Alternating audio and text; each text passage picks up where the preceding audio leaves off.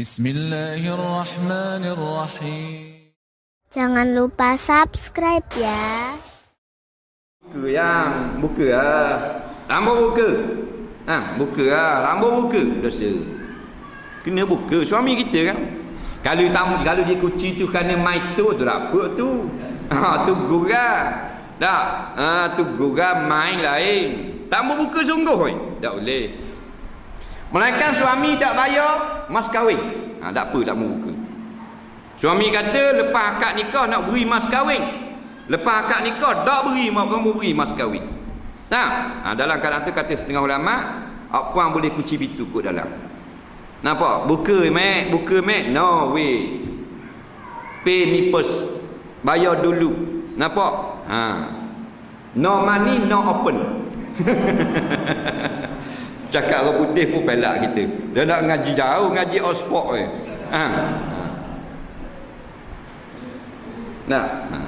Ada jenis dia tak suka ke suami isteri dia, ada sebab tak turut kandak we duduk dalam bilik kuci. Kawan duk rayu kat luar. Nak muka tak boleh, nak khabar kat atas tak sampai. Tidur suami luar atas kursi panjang. Dia pula tengok kursi, tidur atas kursi. Adang muka kata. Agak kurang. Macam-macam pesek. Kalau gurau lain mai tu, isteri nusuk dalam bilik kunci pintu. Suami pun duduk luar. Aci dak lagi ni. Dak aci lagi. Tu lain tu main. Dia sunat main dengan isteri. Tapi duduk rumah sendiri ya. Jangan duduk rumah ramai, longgar kau tengok. Biar duduk rumah sendiri, main tu kerja lah rumah. Gatul nek dapur main badminton. Main bola katak atas lambu. Itu sunat. Sebab Nabi kata tula'ibuka wa tula'ibuha. Kamu, isteri kamu ajak kamu bermain, kamu ajak dia bermain. Ni umum. Ni perintah Nabi. Sunat kita bermain dengan isteri, jangan main. Dan kita tak je main dengan isteri. Mainlah dengan suami. Main tunusuk.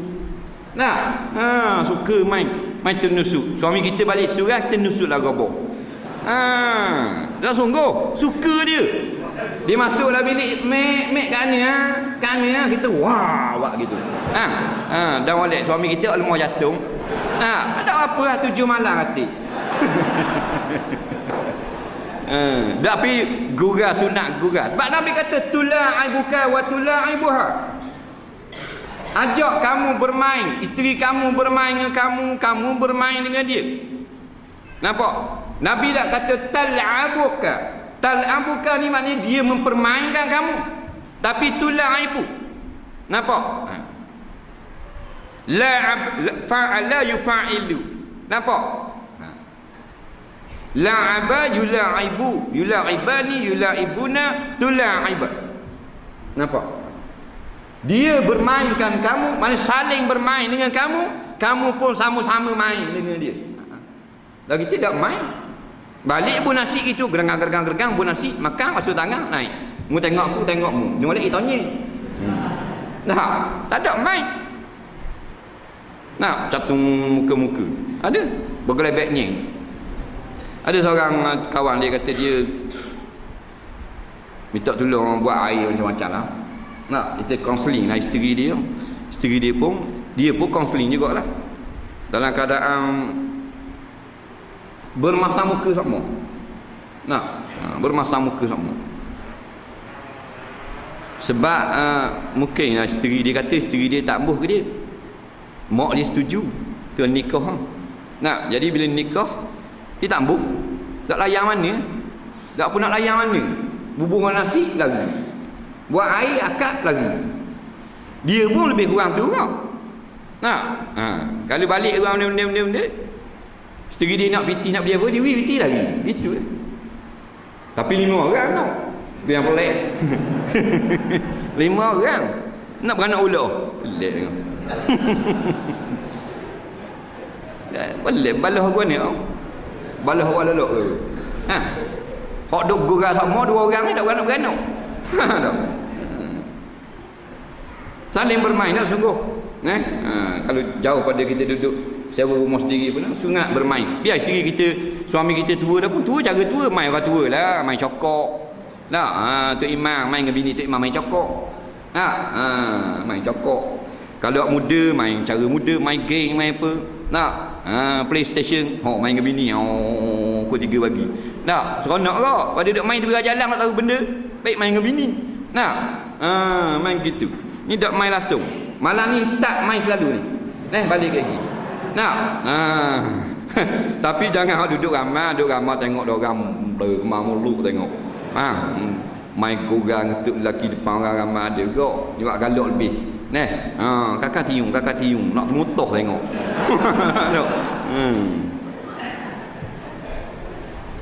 Tak, suami kita. Kita ingatlah suami kita. Satu hari Siti Aisyah radhiyallahu anha ditanya suami dia. Suami dia Rasulullah sallallahu alaihi wasallam. Dia kata,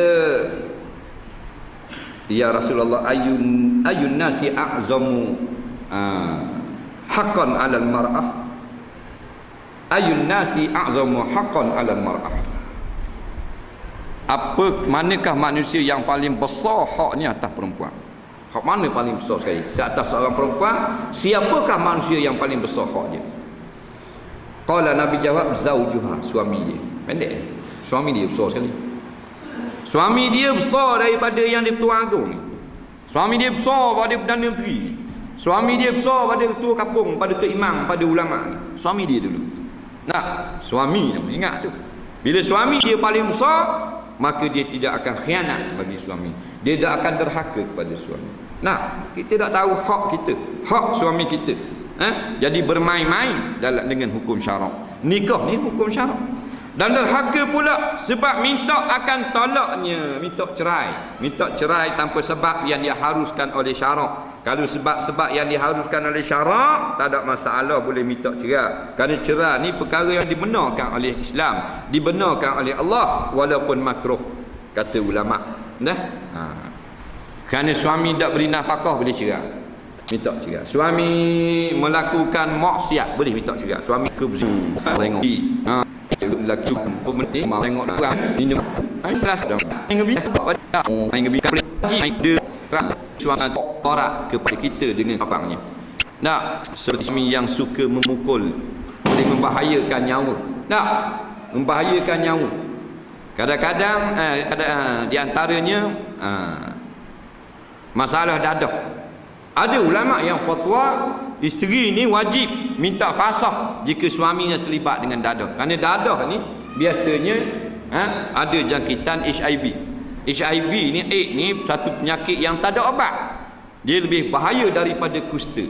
Sedangkan kusta ni adalah ulama sepakat mengatakan boleh batalkan nikah jika permohonan daripada isteri. Maka AIDS ataupun HIV lebih bahaya daripada kusta, maka qiyah mimba bil aula, terlebih layak isteri meminta cerai daripada suami yang terlibat dengan dadah. Tapi pelik, bila suami syak dadah dia tak mau minta cerai, dia sayang juga, akhirnya dia mati. Seorang penagih dadah yang tegar lah, lama dah menagih dadah, dia orang alik bandar ni, dia mati. Sebulan lepas dia mati, HIV, isteri dia mati. Lepas isteri dia mati, lebih kurang 7 bulan, anak pula mati sekolah rendah. Ini masalah. Waktu bila suami terlibat dengan dadah ni, semolek-moleknya minta pasah lah. Minta pasah. Tak ada jalan nak berobat, minta pasah. Merbahayakan. Wala tulku bi aidikum ila tahlukah. Jangan kamu biarkan diri kamu sengaja kepada kerosakan. Kita sengaja kekal sebagai isteri dia, kita mendedahkan diri kita kepada merbahaya. Ramai lagi orang lelaki lain. Sebab dadah tu jadi kesayang sangat. Mawi dia tak sayang dah. Molek-molek ada putus tunang. Sibuk dalam surat khabar tunang mawi, bila terima keputusan putus tunang, rebah selepong, pesang. Pesang dah. Juara penyanyi kebangsaan, putus tunang, pesang tunang dia. Nama dia tunang dia? Tak tanya kali gimana ni? Tak ingat seorang? Tak ingat? Ambo lebam no. Berlakon lebih. Apalah lada. Walau tak tahu lebam no, pada tak tahu kaki ni. Siapa menangis pesang tu. Nah, pesang mak dia rinji hari baru hidup mula. Putu tunangan mawi kan lawa ngak. Sini belambok macam mawi. Nah,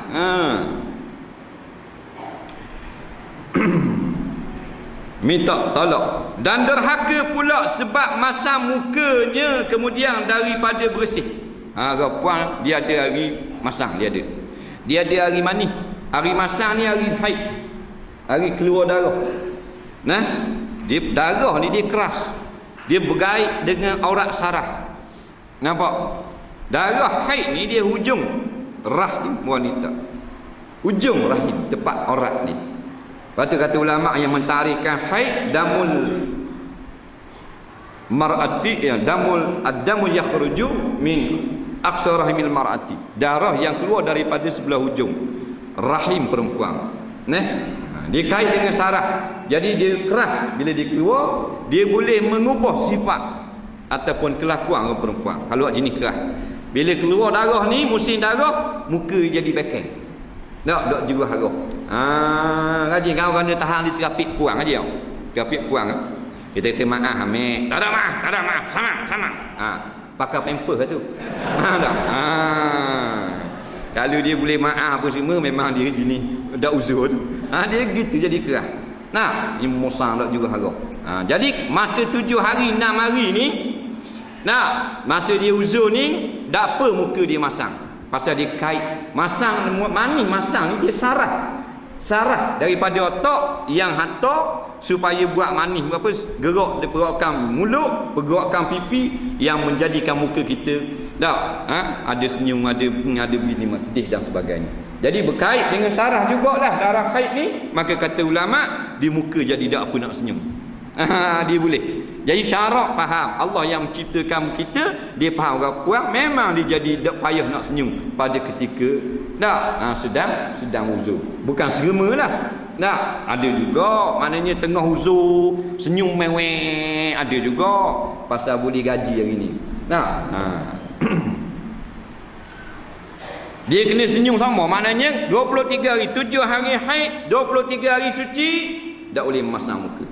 Kalau kita nak marah ke suami sekalipun boleh, tapi bila suami telah pergi daripada rumah, suami pergi dah duduk keluar, pergi pejabat, pergi mana-mana, kita masanglah.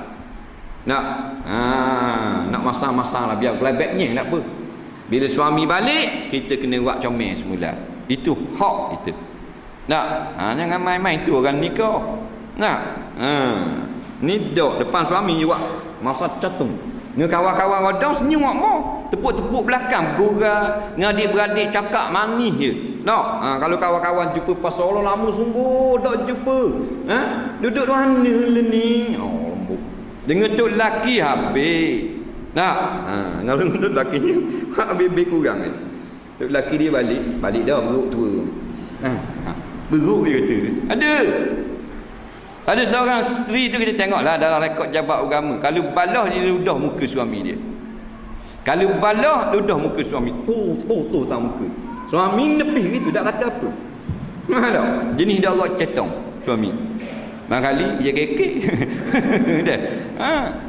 Ludah muka suami mana tak tahu dia ke lagu mana. Tak takut Tuhan terus. Dia boleh ludah muka suami dia, padahal suami dia tu suami dia apa benda ni, syurga dia terletak pada keredaan suami. Syurga orang puan letak pada keredaan suami. Sebab itulah ulama berkata ta'atu zauji mujibatul lil jannah. Taat bagi suami itu adalah perkara yang mewajibkan dapat syurga. Taat suami itu kewajiban, benda yang membawa seseorang perempuan masuk ke dalam syurga. Ada dalam satu hadis riwayat Imam Tirmizi, ayyuma imra'atin batat wa zawjuha radin anha, wa fi riwayatin wa zawjuha anha radin. Nampak? Dakhalatil jannata atau kama qala. Ayyuma imra'atin batat, mana-mana isteri yang tidur pada waktu malam, dia tidurlah isteri. Wa zawjuha anha radin, dan suaminya redha dengan dia pada malam tu. Tak marah ke dia, suka kepada isteri dia. Dakhalatil jannah, masuk dalam syurga. masuk syurga. Nah, batu kita tidur pada waktu malam, tidurlah dalam keadaan suami kita redha daripada kita. Nah, baru dapat keredaan Allah Subhanahu wa taala. Sebab tu kata Ibnu Qayyim rahimahullah taala, macam kita kata tadi, ta'atuz zauji mujibatun lil jannah. Taat kepada suami adalah kewajipan masuk syurga.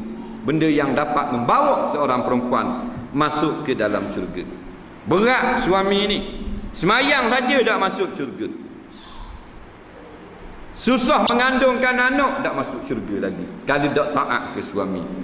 Susah melahirkan anak bermati-matian, oh hok nak beranak dah, hok tak masuk syurga lagi. Dah. Katanya dalam suatu hadis yang diriwayatkan oleh Ibnu Majah, hamilatun walidatun rahimatun laula ma yatina ila azwajihinna dakhala musalliyati dakhala musalliyatul jannah. Perempuan-perempuan ni Nabi puji. Nabi puji perempuan ni. Yang pertama Nabi kata hamilatun, perempuan-perempuan yang mengandung